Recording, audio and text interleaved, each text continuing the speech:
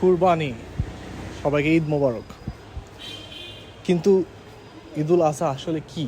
কুরবানি কি? কুরবানি কি আদৌ দরকার?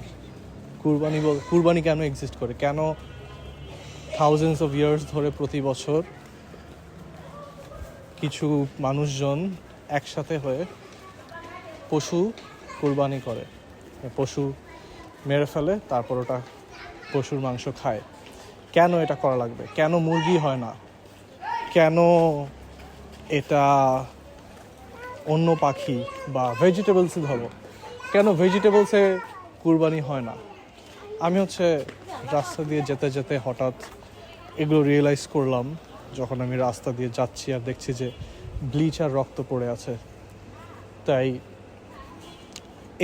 এখান থেকে আমি বুঝলাম যে কুরবানির আসল মিনিংটা আসলে এখন নাই। কারণ আমরা কি কুরবানি করছি? আমরা তো পশু কুরবানি করছি না, কারণ পশুর সাথে আমার কোনো লাভ নাই। আমি স্যাক্রিফাইস করছি মানি, টাকার প্রতি আমার লাভ আছে, আমি টাকাটা স্যাক্রিফাইস করছি। তো এটা আসলে সাদাকা বা ডোনেশন এর সাথে কি ডিফারেন্স তো এসেনশিয়ালি নাই কোনো ডিফারেন্স। ফিজিক্যাল ডিফারেন্স আমরা জাস্ট খেতে পারবো, কিছু আমাদের থাকছে এখানে, আর সাদাকা পুরোপুরি দিয়ে দেওয়া হয়। তাই এরা ফার্স্টলি অ্যাড্রেস করলাম, কারণ এখনের কুরবানি মিনিংটা নাই। আগে পশুর সাথে একটা লাভ ছিল মানুষের, এবং মানুষ তখন পশুর লাভটা স্যাক্রিফাইস করা লাগতো for the sake of god. কিন্তু এখন ঢাকা শহরের মানুষজন পশুর সাথে কোনো ইন্টারাকশনই নাই, রিলেশনশিপ বিল্ড করা তো পরের কথা। তাদের বেস্ট ক্লোজেস্ট পশুর সাথে রিলেশন অ্যাসবার্গার আর গরুর কালা ভুনা বা চিকেন ফ্রাই। তাই এইটা পশুর সাথে interaction after they are dead, not they are living. তাই কিভাবে লিভিং অ্যানিমালসের সাথে রিলেশনশিপ থাকে, এটা যদি তোমরা আগের স্টোরিজ শোনো তখন দেখতে পারবা। এখনও এগুলো কিছু কিছু আছে যেখানে মডার্নাইজেশন অত বেশি হয়নি, কিন্তু এগুলো অ্যাডাল্ট এবং ওল্ড এজে আর দেখা যায় না। তারা এগুলোকে কমার্শিয়ালাইজ করে ফেলেছে। অ্যাকচুয়াল রিলেশনশিপ উইথ পশু, এইটা similar to actual relationship with your children. তোমার চিলড্রেন এর সাথে তোমার যেই লাভ আছে, পশুর সাথে এরকম একটা লাভ আছে ইন জেনারেল। আর এই লাভটা আরও বেশি যখন তুমি তোমার পশুটা তুমি নিজে ছোট থেকে বড় করবা। তাই অ্যাকচুয়ালি স্যাক্রিফাইস করছে যারা পশুটা পালন করেছে, তাদের স্যাক্রিফাইসটা, যে আমি এটা এখন আল্লাহর জন্য দিয়ে দিচ্ছি, এইটা স্যাক্রিফাইস। যে কিনছে 2 দিন আগে, পরে জাস্ট জবাই করে খেয়ে ফেলছে, তার তো এখানে স্যাক্রিফাইস হচ্ছে না। তাই স্যাক্রিফাইসটা এখন স্যাক্রিফাইসের কোয়ালিটিটা এখন মিসিং। যেটাই হোক, মডার্ন কমেন্টারি এবং ক্রিটিসিজম শেষ। এখন আমরা মেটাফিজিক্স অফ স্যাক্রিফাইসে যাই, তারপর মেটাফিজিক্স অফ ফিস্ট, তারপর কুরবানিতে কিভাবে স্যাক্রিফাইস আর ফিস্ট একসাথে এক্সিস্ট করে। ফার্স্টে তোমার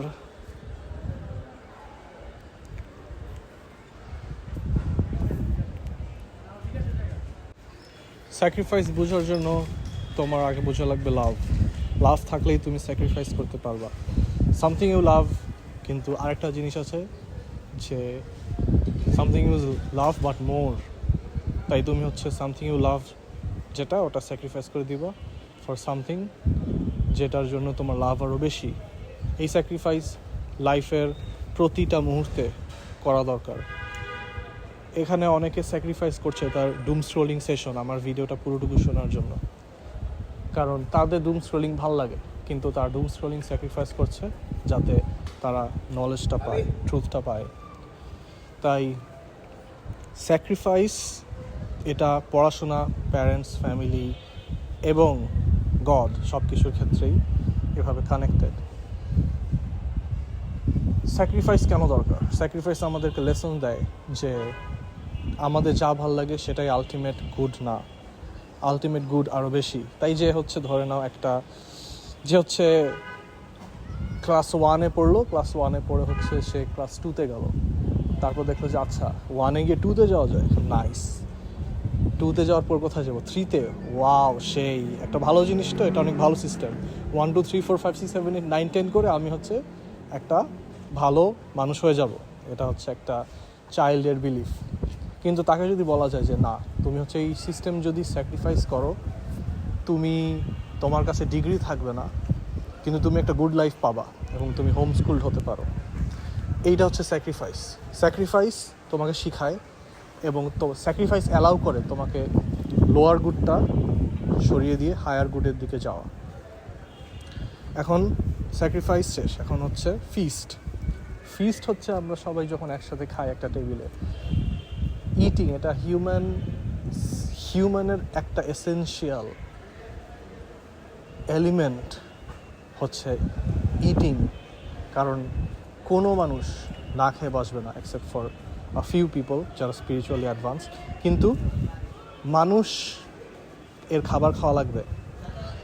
তারা খাবার পছন্দ করে, খাবার প্রডিউস করে, এবং খাওয়া ছাড়া কোনো কিছু এক্সিস্ট করতে পারবে না। এটা হচ্ছে বায়োলজিক্যাল লেয়ার, যেটার উপর বেস করে হচ্ছে অন্য অন্য লেয়ার্স অফ সোসাইটি সারভাইভ করে। Cultural layer, scientific layer, philosophical layer বা সোশ্যাল অর্ডার। একটা গুড রুলার, একটা রুলারের গুড হওয়ার জন্য তার হেলথ থাকতে হবে। একটা সিক পারসন গুড রুল করতে পারবে না, সে বাধাপ্রাপ্ত হবে। তাই আমাদের হেলথ আর হিলিং সব হচ্ছে ফুডের মধ্যে আছে। তো ফুড যদি খারাপ হয় তখন হেলথ আর হিলিং থাকে না। আর ফুড যদি ভালো হয়, ভালো বলতে naturally produced, not processed, not chemical দেওয়া, ওইসব না, ফাস্ট ফুড না। তাই ফুড যদি ভালো হয় এবং ন্যাচারাল হয়, যে healthy amount of vegetables, meat সব কিছু আছে, নট জাস্ট মুরগি খায় এরকম না, জাস্ট সবজি হেট করি এরকম না, তখন তার হেলথ আসে। আর আমরা এই ইটিং ফুড, কুকিং আর ফুডের পর যে আমরা হেলথটা এনজয় করি, যে স্যাটিসফ্যাকশন এনজয় করি, এটা যদি আমরা অন্য মানুষদের সাথে এনজয় করি তাহলে আমাদের অনেক ভালো লাগে এবং আমাদের মধ্যে একটা ইউনিটি আসে, একটা লাভ কাজ করে এখানে। তাই প্রতি সোসাইটিতে, সব সোসাইটিতেই হচ্ছে ফ্রম হিস্টোরিক্যাল বিগিনিং, আর এই বিগিনিং আমি বলছি না the modern anthropological evolutionary belief, যে আগে আমরা মাঙ্কি ছিলাম, পরে ইভলভ হয়ে কেভম্যান, তারপর ওখান থেকে আসছে হান্টার গ্যাদারার, না, এটা না। হিউম্যানিটি প্রথম থেকেই সিটি আর টাউনসে ছিল। এটা সেক্রেড হিস্ট্রি নামের একটা ভিডিওতে আমি কভার করেছি আগে। তাই হিউম্যানিটি প্রথম থেকেই হচ্ছে একটা ইউনিটি থাকে সোসাইটিতে, আর সোসাইটিতে এই ইউনিটিটা বজিয়ে রাখা হচ্ছে ফিস্ট। তাই ফিস্ট অফ সেইন্টস এটা এক্সিস্ট করে ক্রিশ্চিয়ানিটিতে। আমাদের আছে ইফতার একসাথে, তারপর ঈদের দিন খাওয়া, তারপর সব ট্র্যাডিশনেই আছে মিল, তারপর চার্চেস, মস্ক, টেম্পলস ওরাও হচ্ছে ফিস্ট আয়োজন করে, যেরকম মিলাদ, তারপর ডেথ হলেও খাওয়া হয় যাতে ইউনিটিটা ঠিক থাকে after a shock of losing someone. এখন কিভাবে স্যাক্রিফাইস আর ফিস্ট একটা সেলিব্রেশনে ইসলামে এক্সিস্ট করে ইন ঈদুল আজহা? ফার্স্টলি এটা তো জয়ফুল সেলিব্রেশন, ওটা তো আছেই। ওইটা সবসময় সব ফিস্টের নট নেসেসারিলি একটা গ্লোবাল লেভেলে সেলিব্রেশন হয়, যেখানে গ্লোবাল লেভেলে ইউনিটি এক্সিস্ট করে। যদিও থিওরিটিক্যালি সব বলছি এখন গ্লোবাল লেভেলে ইউনিটি নাই, বা এখন ঈদ কোনো ইউনিটি আনে না, কিন্তু প্রতি বছর হচ্ছে একটা ইউনিটি রিনিউয়াল হয়, যে আমরা এখানে একসাথে আছি, আমরা আবার ইউনাইটেড হচ্ছি, আর যে আমরা মনে করছি যে আমরা কোন পয়েন্টে আমরা আমরা United in our love of god. কিন্তু এখন মানুষজন এটা একটা কালচারাল অনুষ্ঠান হিসেবে নিয়েছে এবং ওইভাবে ইউনিটি, মানে এটা ইউনিটির ফ্যাক্টর হিসেবে দেখে না। মানুষজন ইউনাইটেড হয় এখন কিসে, মানে মডার্ন রিলিজিয়নগুলো কি, মডার্ন ঈদ হচ্ছে আইসিসি ওয়ার্ল্ড কাপ, তারপর ফিফা ওয়ার্ল্ড কাপ, বাংলাদেশের খেলা, এইগুলোতে হচ্ছে ইউনিটি আসে।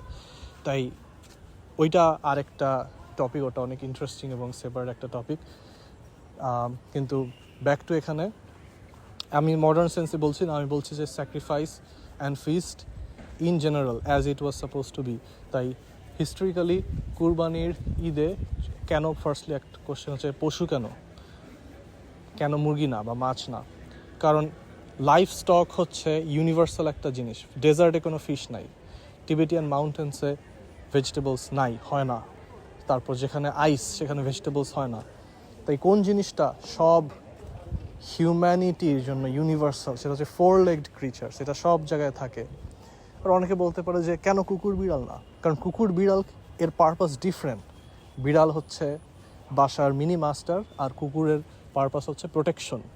কুকুর প্রোটেকশন দেয়, গরু কিন্তু প্রোটেকশন দেয় না। তাই কুকুর ইউজ করা হয় তো প্রোটেক্ট গরুস ইন শেফার্ড ফিল্ডস। তাই রাখালদের হচ্ছে কুকুর থাকে। তুমি কুকুর একসাথে পালতে পারবা না, তারা এরকম না, তারা ডিফারেন্ট পারপাসে এক্সিস্ট করে। এই কারণে কুকুর খায় না, কুকুরের মোর ইউজ কেস আছে। কুকুর খাওয়ার জিনিসগুলো একসাথে রাখে এবং প্রোটেক্ট করে শেফার্ড এবং ফার্মারদের।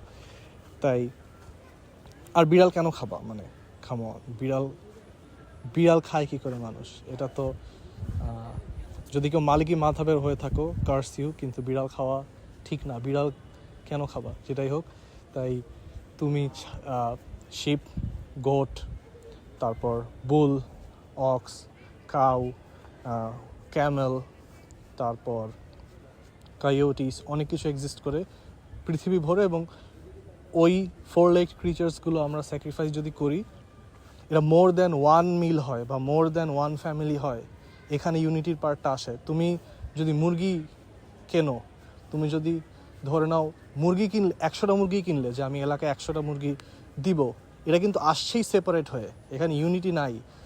তো ও একজন টাকা নিয়ে মুরগি সেপারেটলি কিনে খেয়ে ফেললো, ও সেপারেটলি কিনে খেয়ে ফেললো, এখানে কোনো ইউনাইটেড ইন্টারাকশন নাই। কিন্তু কুরবানির ক্ষেত্রে তোমার গরু থেকে বা যেই পশুই হোক না কেন, ওখান থেকে 1/3 হচ্ছে নিজের জন্য, 1/3 হচ্ছে রিলেটিভস, আর 1/3 হচ্ছে দ্য নিডি। তোমার এখানে ওয়ান থেকে, এই ওয়াননেসটা হচ্ছে মাল্টিপ্লি এক্সিস্ট করছে। তোমার এদের সাথে ইন্টারেক্ট করাই লাগছে ফোর্সফুলি, যদি একজন না চায় তার করাই লাগছে। তাই এখানে এই পার্টিসিপেশনটা আসে, যে তুমি একটা জিনিসে multiple class, multiple economic background, রেসের মানুষজন পার্টিসিপেট করছে ইন ওয়ান থিং, যেটা হচ্ছে একটা গরু। প্লাস গরু শেষ হয় না, মুরগি 1-2 দিন খেলে শেষ হয়ে যাবে, মাছ তো মানে 1-2 দিন মানে থাকবেও না এতদিন। কিন্তু গরু হচ্ছে আমরা রেফ্রিজারেট করি, গরু অ্যালাউ করে আমাদের গেস্ট ইনভাইট করার জন্য, যে আমাদের আরও আছে, আসো এসে খেয়ে যাও। তাই গরু থাকে অনেক দিন, এবং অনেকে রেফ্রিজারেট করে 1 বছরও রাখে কুরবানির মাংস। তো এইখানে যে একটা ব্লেসিং আছে, এই ব্লেসিংটা কিন্তু নর্মাল গরুতে এক্সিস্ট করে না। কারণ নর্মাল গরু খাসি হচ্ছে বাজারে যাবা, একটা ফ্র্যাগমেন্ট কিনবা, 1 কেজি 2 কেজি বা যতটুকু ইচ্ছা রান্নার জন্য, ওইটা কিনে বাসায় নিয়ে আসবা, তারপর খাবা। এখানে ইউনিটির ফ্যাক্টরটা নাই, পার্টিসিপেশনটা হচ্ছে না সোসাইটির সাথে, এটা বাইং অ্যান্ড সেলিং।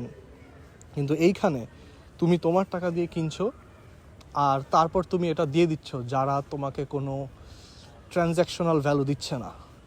এইখানে হচ্ছে ব্লেসিংটা বা বারাকাটা বা গড এইখানে এক্সিস্ট করে, যে giving into multiplicity from one source. তাই কুরবানি অনেক সিগনিফিক্যান্ট একটা জিনিস। আমি অলমোস্ট সার্টিন এটা কেউ জানতো না এখানের যারা এটা দেখছে। যদি আগে থেকে এটা কেউ জেনে থাকো, শীঘ্রই টেলিগ্রামে গিয়ে আমাকে নক দাও, যে আমি আগে থেকে জানতাম, আমি এরকম red pill based giga chad wisdom seeking মানুষ খুঁজছি। কারণ এই ইনসাইটগুলো এখন মোস্টলি গন, মানে 100% গন। এরকম নয় যে 1% অফ এই উইজডম এক্সিস্ট করে, এটা 100% গন সোসাইটি থেকে। তাই ফার্দার কোয়েশ্চেন্স থাকলে কমেন্টসে লিখো, আর we will see you again.